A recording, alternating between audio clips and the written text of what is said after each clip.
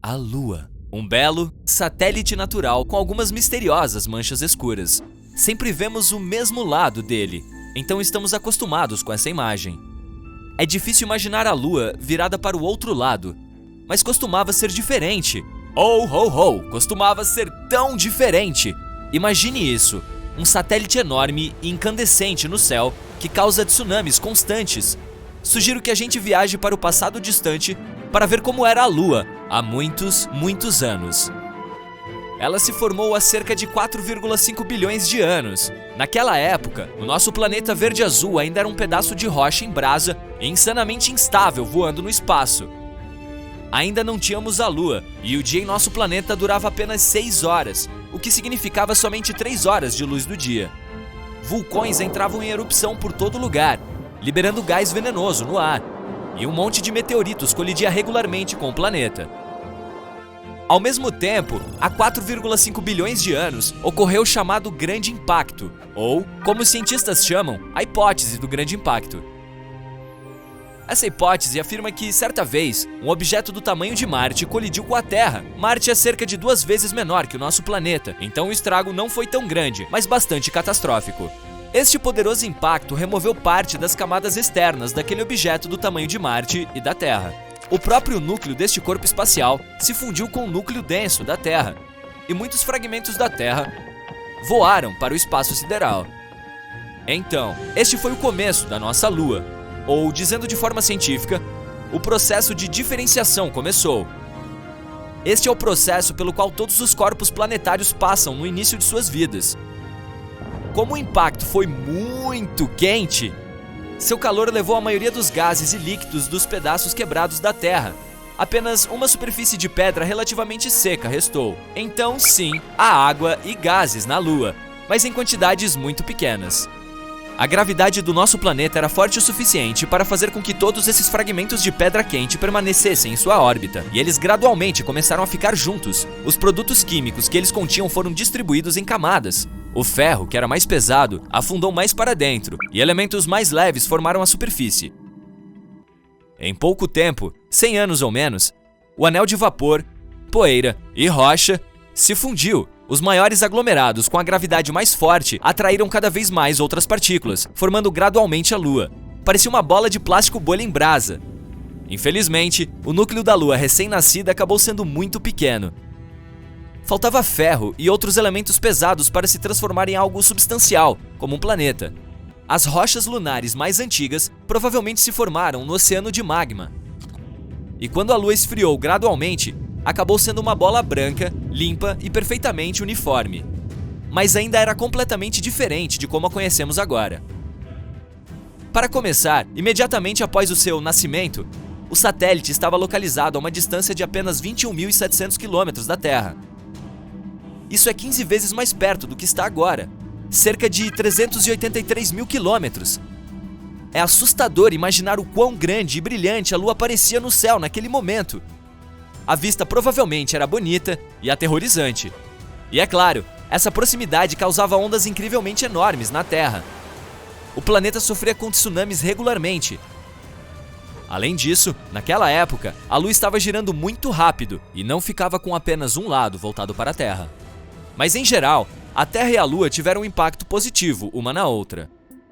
Por exemplo, foi a Lua que fez nosso dia durar 24 horas. Agora, o eixo da Terra está inclinado a 23,5 graus do plano de sua órbita ao redor do Sol. Sem a Lua, a Terra girava rapidamente, mas graças ao satélite, a inclinação do planeta se estabilizou, o que levou a uma grande e agradável variedade de climas na Terra. Para dizer a verdade, a gravidade do nosso planeta também ajudou a Lua. Graças a ela, a Lua começou a girar cada vez mais lentamente, enquanto gradualmente se afastava de nós.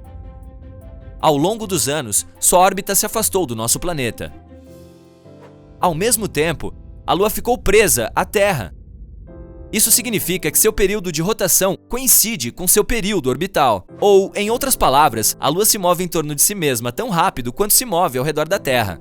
É por isso que vemos apenas um lado da Lua. Quando a Lua se afastou, as marés da Terra ficaram mais calmas. Agora, a água podia fluir para os cantos mais remotos do nosso planeta. Foi então que a vida surgiu na Terra. mas de volta à evolução da Lua em si. O que aconteceu em sua superfície após a sua formação? Os estágios seguintes do desenvolvimento da Lua foram a infância e a adolescência. E, como geralmente é o caso nessa idade, esse período foi insano. Não é de se surpreender, cerca de 4 bilhões de anos atrás, o Sistema Solar estava muito agitado. Durante os primeiros 600 milhões de anos de existência da Lua, grandes asteroides e cometas constantemente colidiam com ela. Agora, eles estavam incomodando não apenas nossa Terra, mas também seu satélite. Esses impactos foram os mais poderosos da história da Lua. Eles deixaram muitas crateras grandes, que mais tarde foram preenchidas com rocha escura. Então, a Terra não foi suficiente para você, hein, espaço? Uma vez, um planeta anão caiu na Lua. Era mais ou menos do tamanho de Ceres, o maior objeto no cinturão de asteroides entre Marte e Júpiter. Essa explosão formou a bacia do Polo Sul, Aitken, e também mudou para sempre a aparência lunar. Você consegue ver aquela mancha escura na parte mais distante da Lua, bem ali, bem ao sul? Este local é chamado de Bacia do Polo Sul, Aitken. Seu diâmetro é de cerca de 2.500 quilômetros, e sim, foi formada há cerca de 4,3 bilhões de anos pelo impacto que mencionei. Este planeta trouxe consigo vários compostos químicos complexos e estranhos que os cientistas estão encontrando agora em toda a superfície distante da Lua. Esses compostos começaram a emitir muito calor, derreteram parte do manto lunar e... acordaram vulcões acidentalmente. Os vulcões começaram a entrar em erupção furiosamente. Uma enorme quantidade de magma foi distribuída sobre a superfície lunar.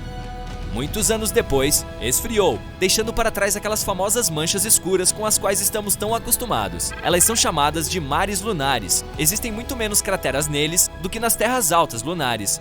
Mas nos últimos bilhões de anos, a Lua tem estado geologicamente inativa, exceto por colisões ocasionais com meteoritos.